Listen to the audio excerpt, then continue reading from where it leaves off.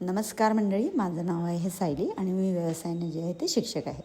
आज माझा पहिला व्लॉग आहे आणि या पहिल्या व्लॉगमध्ये मी तुम्हाला सांगू इच्छिते की मी गेले 20 वर्ष जे आहे ते सायन्स आणि मॅथ्स शिकवते आहे. आणि या दरम्यान जे आहे ते मी कितीतरी नवीन विद्यार्थ्यांना सायन्स आणि मॅथ्सच्या क्षेत्रात त्यांची भीती घालवलेली आहे.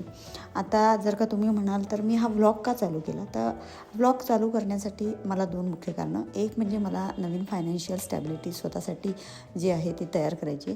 दुसरी गोष्ट म्हणजे मी आत्ता या मुद्द्यावर आले आहे की मला अशी एक शाळा चालू करायची आहे की जिथे मुलांना मी फ्युचर एज्युकेशनविषयी ट्रेनिंग देऊ शकेल. हे दुसरं कारण आहे. आणि तिसरं जे कारण असं आहे की मुलांना शिकवताना पेरेंटिंगचं काम खूप महत्त्वाचं असतं.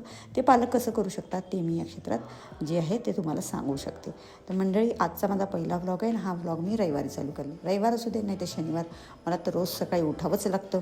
मला पोळेवाली नाही आहे, त्यामुळे पोळ्या करायच्या, त्याच्यानंतर जे आहे ते भाजी करायची आणि सर्व जो मेनू असतो तो मी आधीच ठरवून ठेवते. मंडळी, हा माझा मुलगा आहे.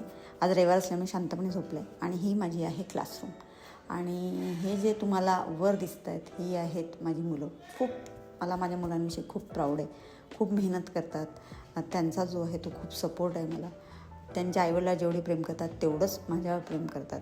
ती माझ्या आयुष्याचा असा भाग आहे जो मी कधीच विसरू शकत नाही. आणि थोडंफार मी फॅमिलीला पण वेळ देऊ शकते. ज्या भागामध्ये आपण चर्चा करूया मंडळी की मुलांना कसा वेळ द्यायचा आहे, फॅमिलीला कसा वेळ द्यायचा आहे, सर्वात महत्त्वाचं म्हणजे स्वतःला कसा वेळ द्यायचा. तेव्हा नक्की सबस्क्राईब करा.